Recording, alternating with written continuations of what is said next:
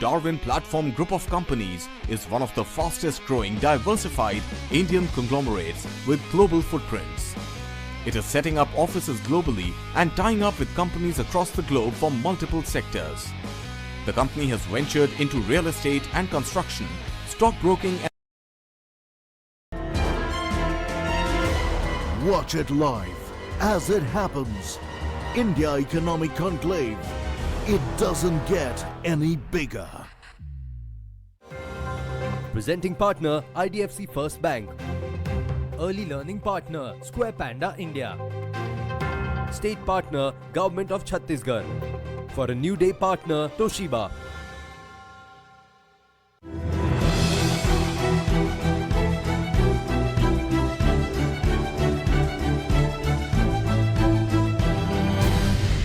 Hello and welcome. You're here with us on India Revival Mission on Times Network. I'm Hina Gambhir and today we are joined by Ajay Harinath Singh, who is Chairman and Managing Director, Darwin Platform Group of Companies, who's passionate about nation building through strong and innovative models. He was recently honored with the Times Men of the Year 2020 award for being the innovative multipreneur. Thank you very much, Mr. Singh, for joining us here on India Revival Mission today. COVID-19 had a devastating impact worldwide, affecting livelihoods across countries. Now, this pandemic has pushed not just individuals, we know, but corporates and businesses as well to come up with innovative and impacting ways to address basic needs and concerns of the people. Can you share with our viewers the kind of special initiatives undertaken by the Darwin Platform Group of Companies to tackle the pandemic head-on? Pandemic header. The COVID-19 global health crisis and its cascading effects on human lives called for not only restructuring our healthcare infrastructure and entire supply chain as well. At the onset, Darwin Platform Group of Companies geared up to manage the crisis with innovative measures. During the COVID period, the DPGC ramped up its capacity and has started supplying antiviral kits such as masks, sanitizers, herbal medicines, including the immunity booster drugs. The group focused on scaling up capacity to meet the growing demands.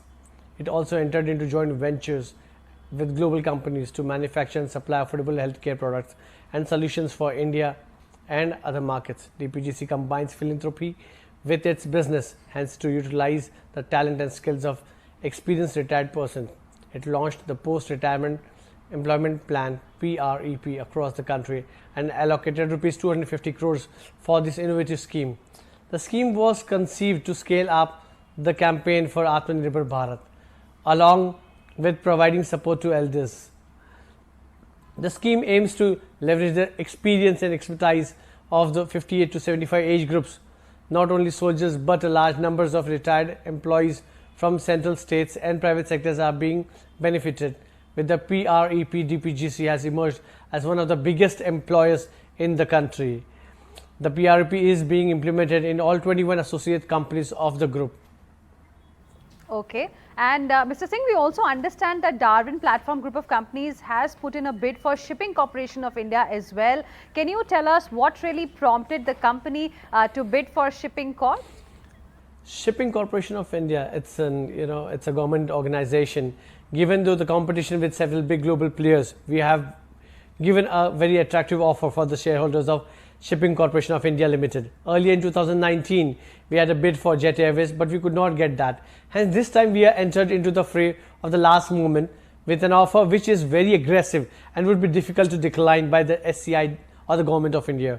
Over the years, we have made a rapid progress in several sectors with our associate companies, which includes Darwin Platform Capital Limited, holdings and shipping and infrastructure. We are operating in several sectors including banking, healthcare, electronics, realty, real estate, retail, energy, mass media and information technology. We are a debt-free company and would meet the funding requirement for acquisition of our internal sources.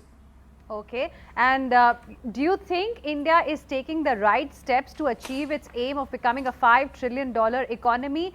According to you, what more can really be done? $5 trillion economy.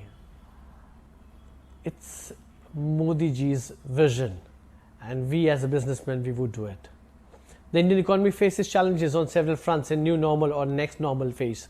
Business and entrepreneurship in the new normal era can take a 360-degree turn, and it would only be possible if we will be able to develop new models for growth and development business.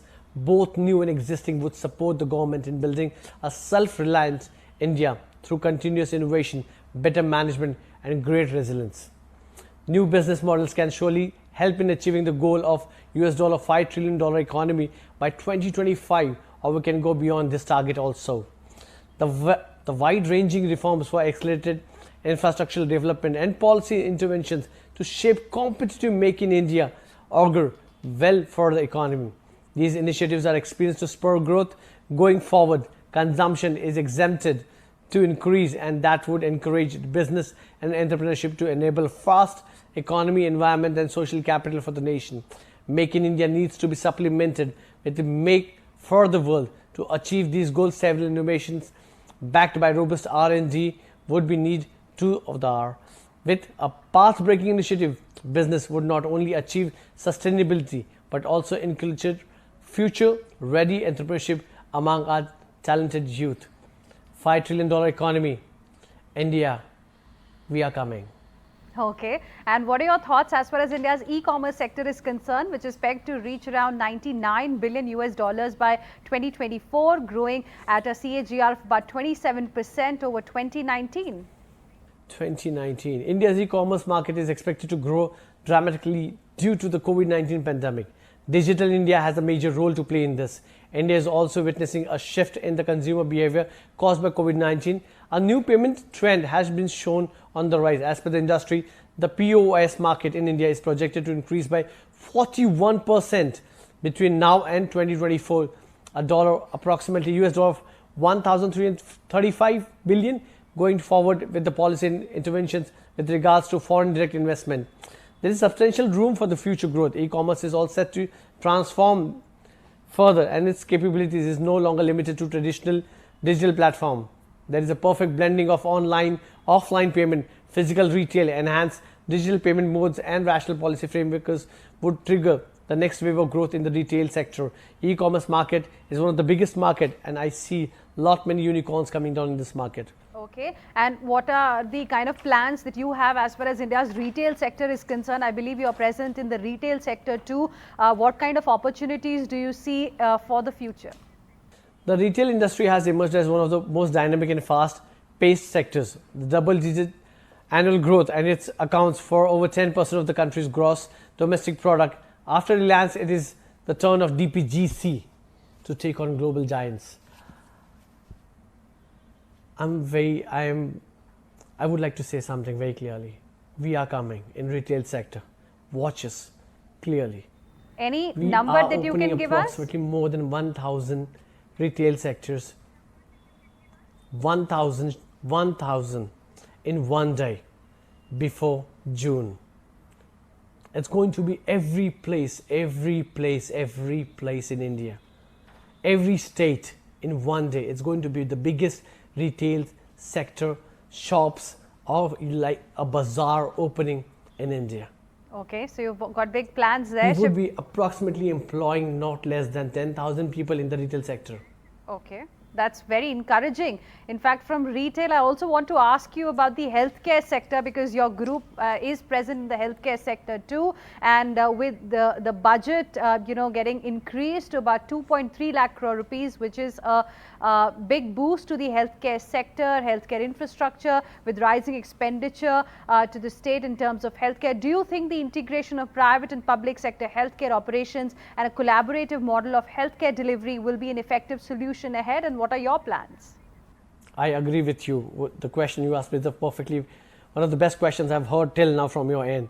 The public-private partnership can play a critical role in bridging the gaps in funding, healthcare infrastructure, access capacity building and scaling and adoption of new technologies. We need to increase access and quality of healthcare across India.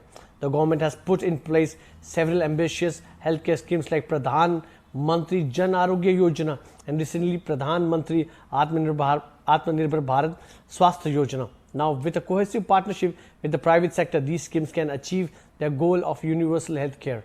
For a larger and meaningful impact of health programs, it is critical to adopt a partnership approach. The focus needs to be on the point that the health services delivered to the beneficiaries are safe, sustainable, and of appropriate quality to ensure people-centric care. All efforts should be made to strengthen and reinforce the primary objective of our Prime Minister of India. Health, कड़ाई भी और दवाई भी.